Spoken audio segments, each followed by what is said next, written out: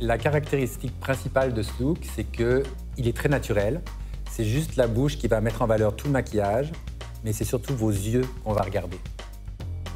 Pour réaliser ce maquillage, la base, c'est le teint. Alors on va parler de fond de teint, de cache-cerne, un peu de poudre, un illuminateur, un petit peu de fard à joues, mascara, fard à paupières et la touche finale, le rouge à lèvres.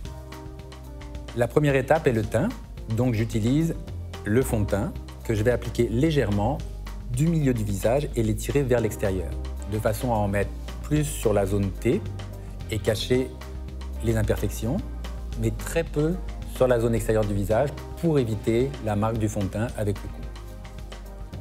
La deuxième étape, le cache-cerne.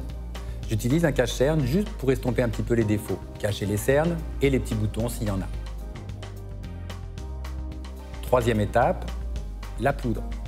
Je vais utiliser de la poudre, mais vraiment très légèrement. Je veux garder cette légère brillance qu'a le fond de teint. Donc c'est juste pour tenir le fond de teint.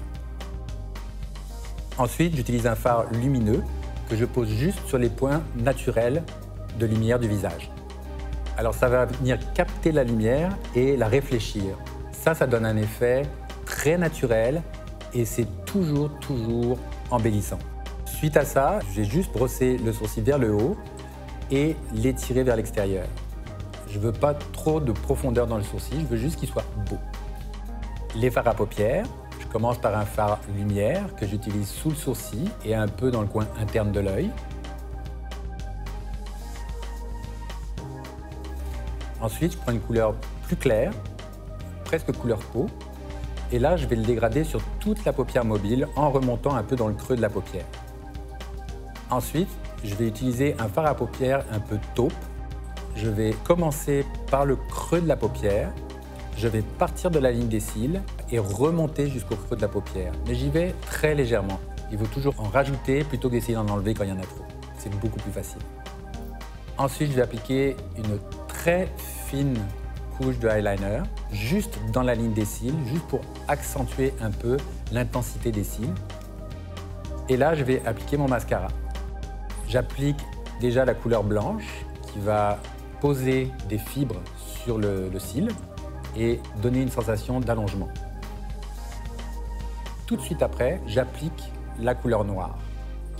Le noir va gainer le blanc et donner un aspect fossile naturel à vos cils. Je vais en mettre un tout petit peu en dessous. Pour les cils du dessous, j'utilise juste la partie noire. La touche finale, je vais dire plutôt semi-finale, c'est les lèvres. Alors, pour les lèvres, j'utilise un rouge à lèvres mat, très rouge, parce que je trouve que ça va illuminer absolument tout le maquillage et faire ressortir la beauté naturelle. Je vais passer une première couche et surtout, je ne vais pas pincer les lèvres. J'attends 30 secondes et je repasse une deuxième couche.